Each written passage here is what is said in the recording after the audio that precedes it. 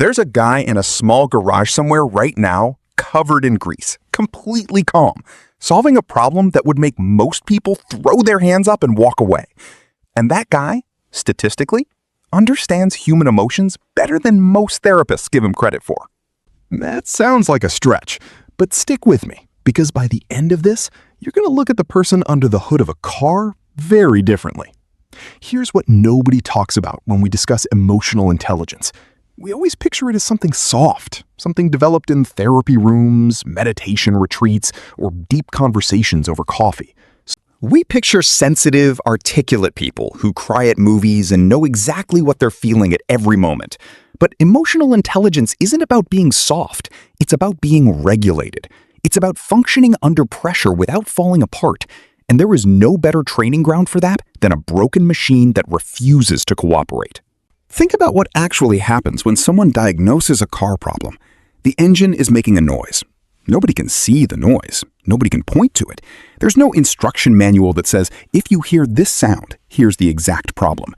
The mechanic has to listen deeply. They have to separate one sound from 20 others. They have to feel vibrations through the steering wheel, notice smells, read patterns. They're not reacting. They're observing. And that skill, the ability to slow down, observe without judgment, and gather information before drawing conclusions, is one of the rarest and most valuable emotional skills a human being can have. Most people don't do that with other people. Someone says something that upsets them and they react instantly. The emotional brain fires before the rational brain even has a chance to show up. But a mechanic who has spent years learning not to guess, not to assume, not to replace a part just because it seems like the obvious answer, that person has trained their brain to pause, to gather, to think before acting, and that rewires how they handle everything, including people. There's actually neuroscience behind this. When you repeatedly engage in complex problem solving that requires patience and delayed gratification, you strengthen the prefrontal cortex. That's the part of your brain responsible for impulse control, emotional regulation, and empathy. Every time a mechanic resists the urge to just start replacing parts randomly and instead thinks systematically, they're doing a mental workout that most people never do. And those mental muscles don't clock out when they leave the garage. Now, here's something that surprised researchers who first started looking into trades and emotional resilience. People who work in skilled manual trades report significantly lower rates of anxiety and emotional dysregulation compared to office workers at similar income levels. At first, everyone assumed it was just the physical activity. Exercise reduces stress hormones, so obviously working with your hands helps, but that wasn't the full picture. When they dug deeper, they found it was the specific type of problem solving involved. It was the cycle of confusion, patience, discovery, and resolution that kept repeating throughout the workday. That cycle, done over and over, literally builds emotional tolerance. Think about frustration tolerance for a second, because this is where mechanics quietly develop something most people lack. You've been working on a bolt for 40 minutes. It won't budge. You've tried everything. Your knuckles are bleeding. A less patient person walks away. A less regulated person throws the wrench. But the mechanic, who has been in this situation 100 times, has learned something fundamental about frustration. It's not a signal to stop. It's information. It means try differently, not try harder.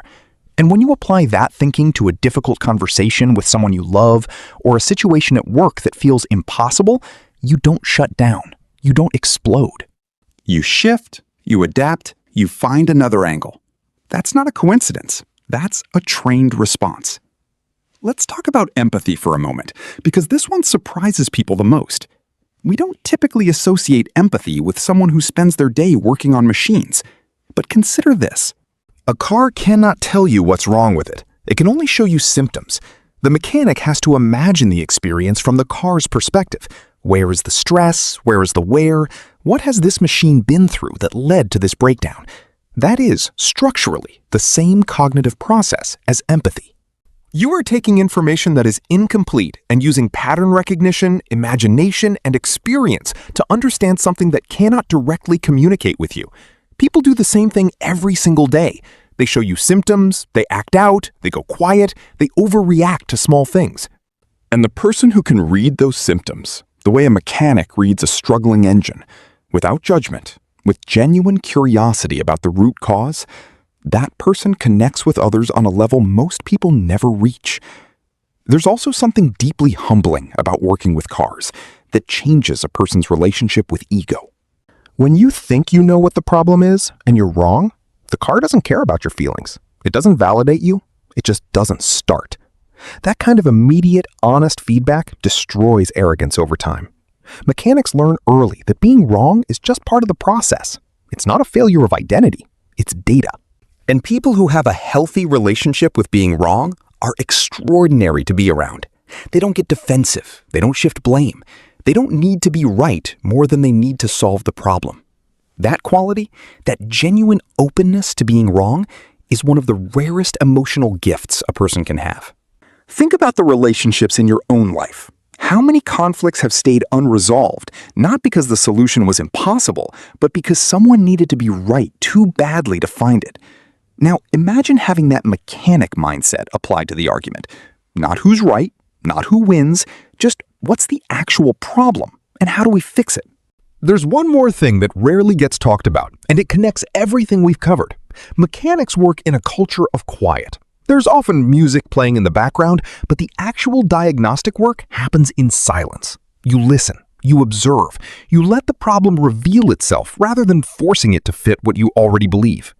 That practice of sitting with uncertainty without rushing to a conclusion is something psychologists call distress tolerance. And it is, according to multiple studies, one of the single strongest predictors of emotional health and relationship satisfaction. People who can sit with not knowing, who don't need immediate resolution to stay calm, are more stable partners, better leaders, and more reliable friends. And mechanics practice that skill every single day.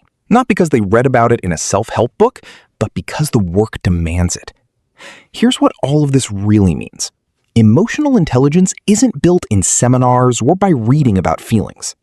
It's built through repeated exposure to situations that require you to regulate yourself, stay curious when it's easier to give up, accept being wrong without losing your identity, and read what something is trying to tell you even when it can't use words. The garage is, in many ways, a more powerful training ground for emotional maturity than most environments we'd ever label as therapeutic.